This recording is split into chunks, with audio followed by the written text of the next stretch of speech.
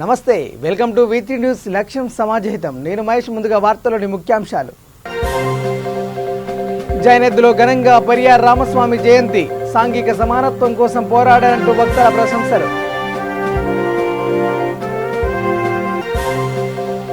మందనిలో ఘనంగా విమోచన దినోత్సవం అధికారికంగా నిర్వహించాలంటూ కాంగ్రెస్ నేతల డిమాండ్.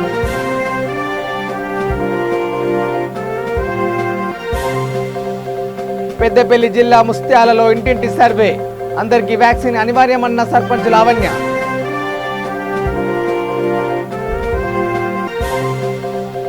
బోరబండలో టీఆర్ఎస్ నూతన కమిటీ ప్రమాణ స్వీకారం. హాజరైన జూబ్లీహిల్స్ ఎమ్మెల్యే మాగంటి గోపీనాథ్.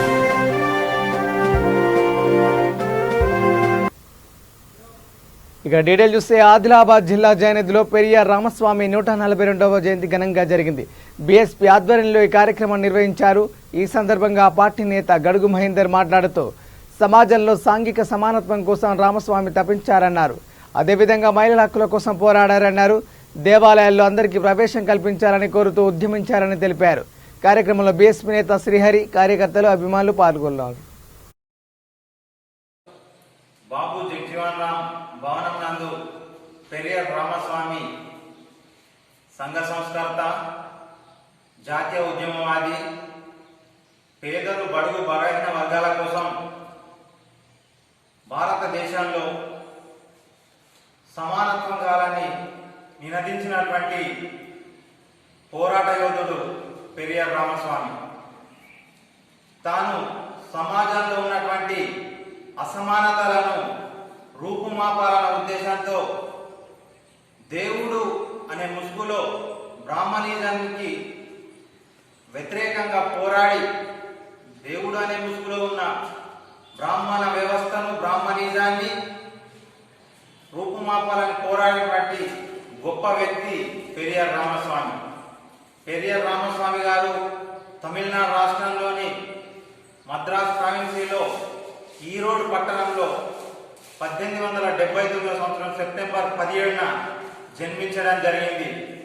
ఈయన జన్మ పేద వర్గాలకు, బలహీనులకు ఒక పండుగ లాంటిది. ఇలాంటి పండుగను జైనత్ పట్టణంలో మేము జరుపుకోవడం చాలా సంతోషంగా ఫీల్ అవుతున్నాం. పెద్దపల్లి జిల్లా మందనిలో తెలంగాణ విమోచన దినోత్సవం ఘనంగా నిర్వహించారు. మండల కాంగ్రెస్ పార్టీ అధ్యక్షులు సెగ్గం రాజేష్ ఆధ్వర్యంలో నిర్వహించారు. ఈ సందర్భంగా ఆయన మాట్లాడుతూ కాంగ్రెస్ హయాంలోనే తెలంగాణకు విముక్తి కలిగిందన్నారు. కార్యక్రమంలో పోలు శివ, శశిభూషణ్, ఇనుముల సతీష్, అజీం ఖాన్ పాల్గొన్నారు.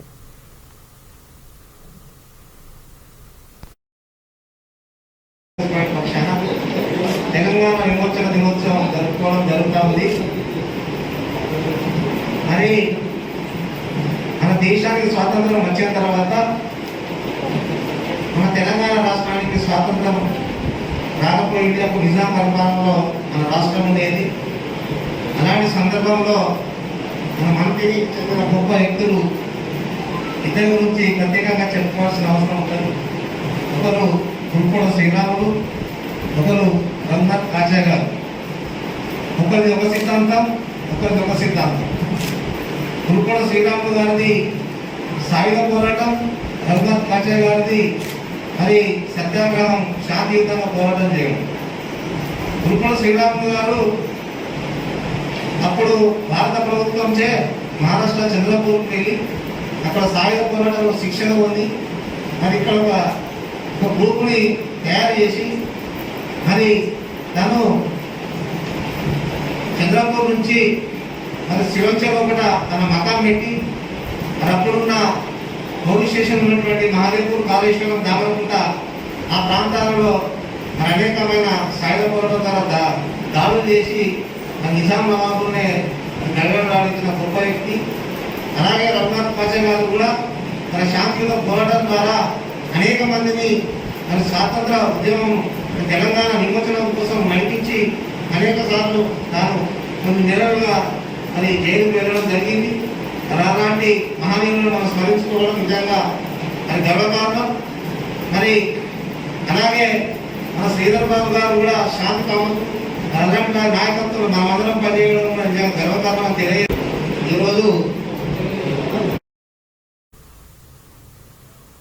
నారాయణపేట జిల్లా మక్తల్ పట్టణంలో తెలంగాణ విమోచన దినోత్సవం జరిగింది. ఈ సందర్భంగా అంబేద్కర్ చౌరస్తాలో జాతీయ జెండాను ఆవిష్కరించారు. మరోవైపు ప్రధాని మోడీ జన్మదినం సందర్భంగా పడమటి ఆంజనేయ స్వామి వారిలో దేవాలయంలో ప్రత్యేక పూజలు నిర్వహించారు. అనంతరం ప్రభుత్వ ఆసుపత్రిలోని రోగులకు పండ్లు, బ్రెడ్లు పంపిణీ చేశారు.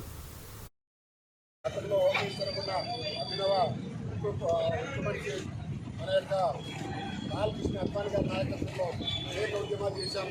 అమిత్ షా గారు ఈరోజు తెలంగాణ ప్రాంతానికి వచ్చి సెప్టెంబర్ 17ను బీజేపీ తెలంగాణలో అధికారంలో వచ్చిన వెంబడే నిర్వహిస్తాం అధికారంగానే మరొకసారి డంకా బజాయించి చెప్పడానికి తెలంగాణకు వస్తున్నారు. ఈరోజు ఉమ్మడి ఆదిలాబాద్ జిల్లాలో ఏదైతే నిర్మల్ ప్రాంతంలో ఈరోజు భారీ బహిరంగ సభలో వారు మరొకసారి ప్రకటించబడుతున్నారు. ఈరోజు చాలామంది అనుకుంటున్నారు ఏ విధంగా ఎన్నడు కావాలి సెప్టెంబర్ 15 ఏ విధంగా ఎన్నడు కావాలనుకున్నా ఈరోజు రామజన్మభూమిలో ఈరోజు భవ్యమైన తీవ్రమైన రామచంద్రుని మందిరమే విధంగా నిర్మాణం ప్రారంభమైందో ఎన్నడూ సాధ్యం కావాలి. దేశంలో సాధ్యమైతే కాశ్మీర్లో ఆర్థికాలు పూర్వలను తీసేయడం ఎవరైతే కలలు కన్నారో వారికి అసాధ్యమని అటువంటి వాళ్ళ వాళ్ళ యొక్క అది అక్కడ కూడా ఆర్టికల్స్ రద్దు చేశాము. అటువంటి ఉద్యమంలో భాగంగా ఇప్పుడు ఒకటి ఇది కూడా భారతీయ జనతా పార్టీ 106 సాధించి తీరుతుంది. అది అటువంటి అవకాశం ఈరోజు తెలంగాణ ప్రాంతం మొత్తంలో ఉంది. భారతీయ జనతా పార్టీ అగ్ర నాయకుడు ప్రభుత్వము మరి అదేవిధంగా భారత ప్రధానమంత్రి నరేంద్ర మోడీ గారి నాయకత్వంలో ఈ దేశం ప్రపంచంలో నంబర్ 1 స్థానానికి రాబోయే కాలంలో వెళ్తుంది. ఎవరికి ఎలాంటి అనుమానం లేదు. అనుమానం ఉన్న వాళ్ళంతా కూడా ఈ దేశం నాది నరేంద్ర మోడీ నాయకుడు అనుకోవాలి. కాదనుకున్న వాళ్ళంతా పక్క చుట్టూ చూసుకొని పాకిస్తాన్కో ఆఫ్ఘనిస్తాన్కో వెళ్ళొచ్చు. ఎవరికి ఎలాంటి అభ్యంతరం లేదు. ఈరోజు ప్రపంచ దేశాల్లో అమెరికా అగ్రదేశం అనుకుంటే చైనా. పెద్దపల్లి జిల్లా రామగిరి మండలం ముస్యాల గ్రామంలో సర్పంచ్ రామగిరి లావణ్య ఆధ్వర్యంలో ఇంటింటి కోవిడ్ సర్వే నిర్వహించారు. ఈ సందర్భంగా సర్పంచ్ లావణ్య మాట్లాడుతూ 18 ఏళ్లు నిండిన ప్రతి ఒక్కరూ కోవిడ్ టీకా వేయించుకోవాలని కోరారు. అనంతరం ప్రభుత్వ పాఠశాలలో పిల్లలకు మధ్యాహ్న భోజనం వడ్డించారు. కార్యక్రమంలో అంగన్వాడీ టీచర్లు సులోచన, నాగమణి, ఆశ, జ్యోతి, వార్డు సభ్యులు లక్ష్మి, ఎంపీపీ ఆరెల్లి దేవక్క, ఎంపీఓ భాస్కర్, వైద్యాధికారి నాగశిరోమణి పాల్గొన్నారు.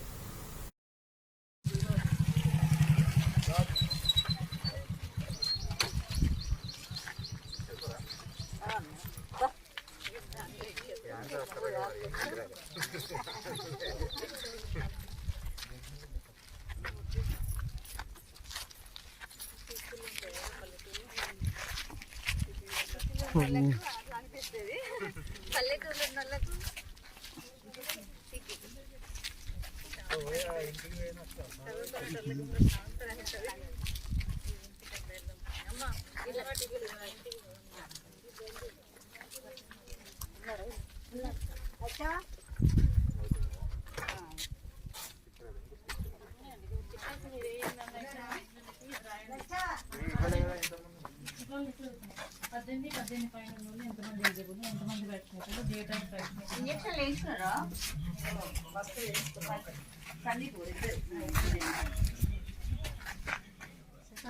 18 సంవత్సరాల పైన ఎంతమంది ఉన్నారమ్మా ఇంట్లో?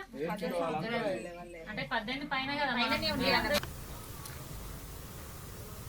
బోర్బండలో టీఆర్ఎస్ నూతన కమిటీ ప్రమాణ స్వీకార మహోత్సవం జరిగింది. తొలుత ఎమ్మెల్యే మాగంటి గోపీనాథ్, కార్పొరేటర్ బాబా ఫసీయుద్దీన్ ఆ పార్టీ జెండాను ఆవిష్కరించారు. ఈ సందర్భంగా ఎమ్మెల్యే మాట్లాడుతూ పార్టీ కార్యకర్తలందరికీ అండగా నిలుస్తామన్నారు. కాగా టీఆర్ఎస్ నూతన కమిటీ అధ్యక్షుడిగా కృష్ణమోహన్, ఉపాధ్యక్షుడిగా భూపతి రెడ్డి, ప్రధాన కార్యదర్శిగా శంకర్, కోశాధికారిగా నరసింహ, ఎస్టీ సెల్ అధ్యక్షుడిగా నాయక్, ఎస్సీ విభాగం అధ్యక్షుడిగా ధర్మ ప్రమాణ స్వీకారం చేశారు.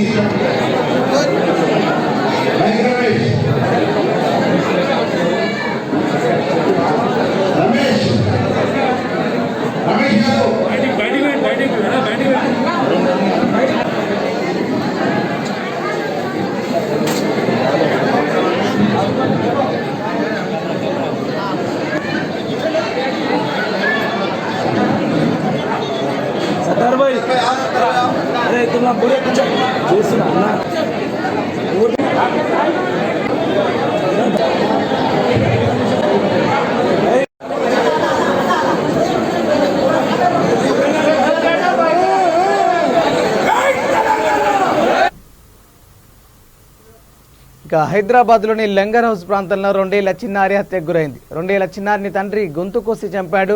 పోలీసులు కేసు దర్యాప్తు చేస్తున్నారు.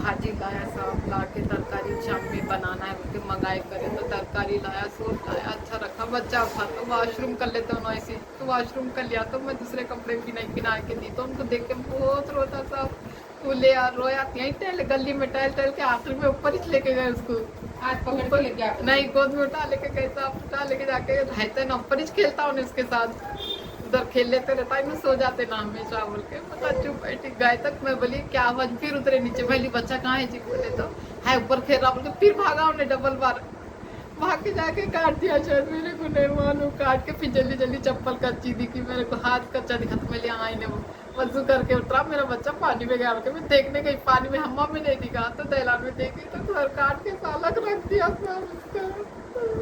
फिर मैं पप्पा हमारी सास को चीटे तक लगा जाके देखे तक सारा लगता ऐसा कितने बजे हुआ मैं ये 5 साढ़े 5 के करीब जो अभी पुलिस आई थी शिकायत करे आप लोग पुलिस में कंप्लेंट करे हाँ करे आए थे ना पुलिस वाले आए साहब आके लेके गए जब अभी कहाँ है आपके शोहर कहाँ है अभी उन्हें भाग गया कि क्या है कि कभी फिरता इसी फिर के आ जाता ना रोज का रोज बोल के अभी मतलब पुलिस के हाथ को नहीं लगे अभी नहीं लगा उन्हें तो इससे पहले कुछ लड़ाई वगैरह कुछ भी नहीं साहब हमारे बीच में लड़ाया हुआ नहीं है कुछ भी खाली ऐसी उनकी क्या जगह करते काम क्या करते हो उन्हें शुरू से पहले काम इसने करता उन्हें मेरी शादी करो काम कर तू बोला करते शादी होके मैं बोली आज नहीं कल करता हूँ आज नहीं कल करता हूँ 3 साल हो गए तो बोलिए ये गुजार लिंगा वैसे ही बोल के अच्छी बैठी हुई अभी पुलिस और हुकूमत से क्या चाह रहे हैं हाँ अभी हुकूमत और पुलिस से क्या चाह रहे हैं क्या चाहते इंसाफ भी चाहते मेरा बच्चा लाके दी वो बोलो लोगों में और कुछ भी नहीं मेरा बच्चा दे दो बोलो कुछ भी नहीं उसकी जान दे दो बोलो बस कुछ भी नहीं मेरा बच्चा बस मेरा को बच्चा दो।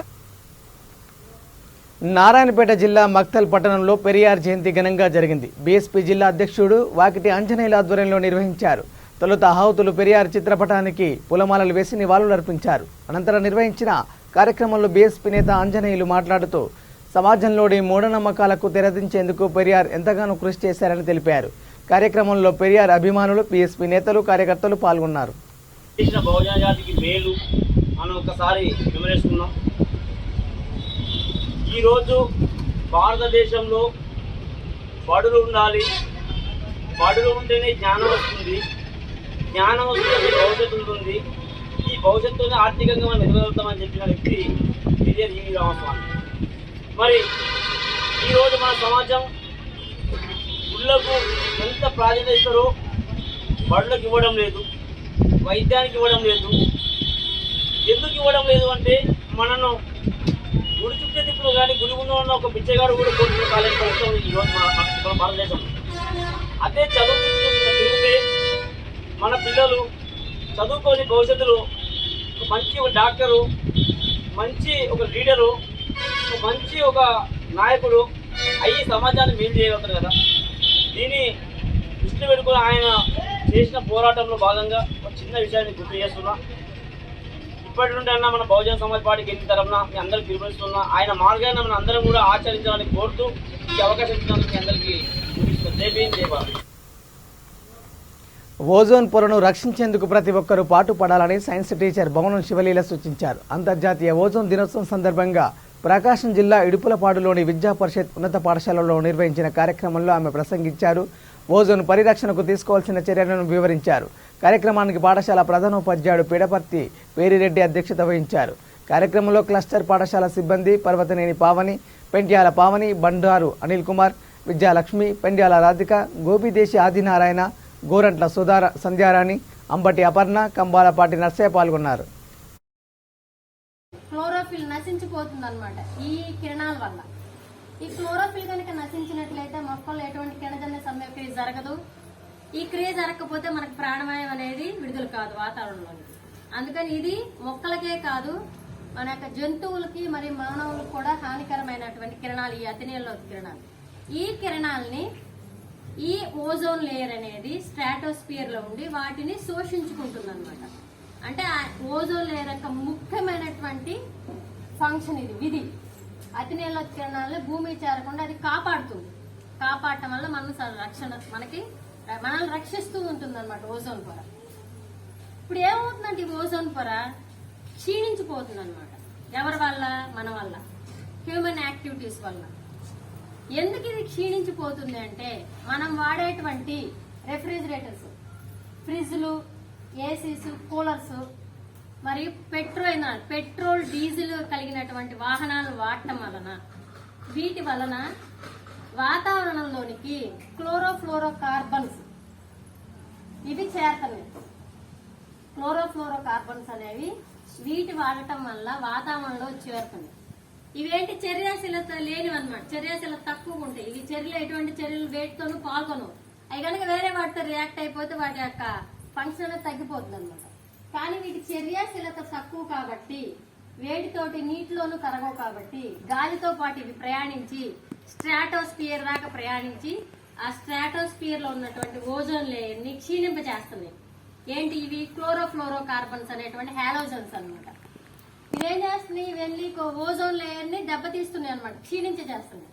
అలా ఓజోన్ లేయర్ అనేది క్షీణించిపోవడం వల్ల మనకి రంధ్రం పడిందల్లా కనపడుతుంది. అంటే ఆ ప్రదేశంలో ఓజోన్ లేయర్ క్షీణిస్తుంది.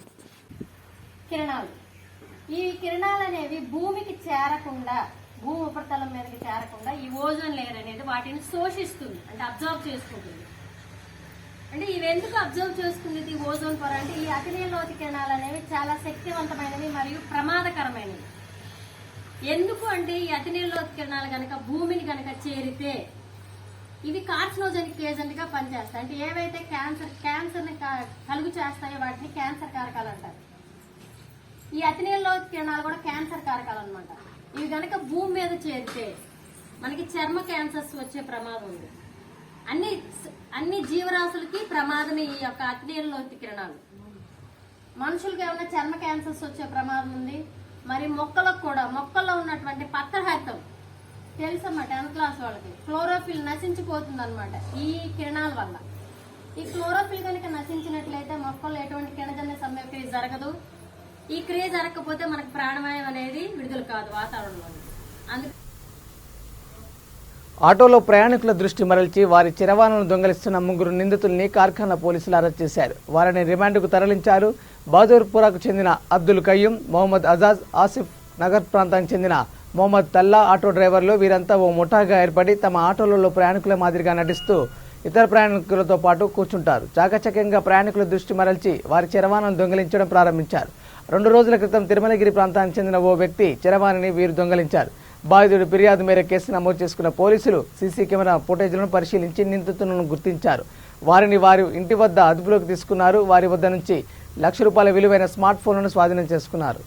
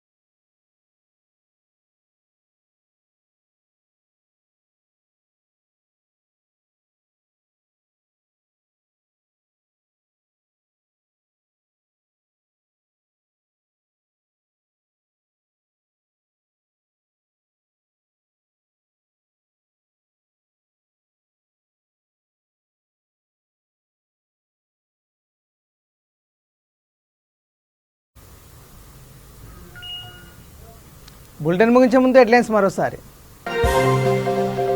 జైనద్దులో ఘనంగా పెరియార్ రామస్వామి జయంతి, సాంఘిక సమానత్వం కోసం పోరాడంటూ భక్తుల ప్రశంసలు.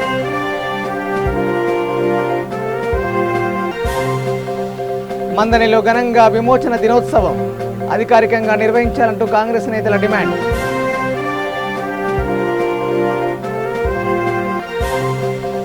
పెద్దపల్లి జిల్లా ముస్త్యాలలో ఇంటింటి సర్వే, అందరికీ వ్యాక్సిన్ అనివార్యమన్న సర్పంచ్ లావణ్య.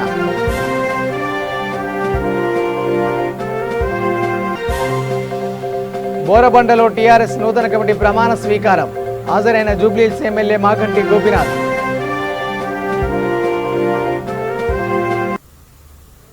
ఇవి bulletin updates. Keep watching V3 news. లక్ష్యం సమాజైతం. నమస్కారం.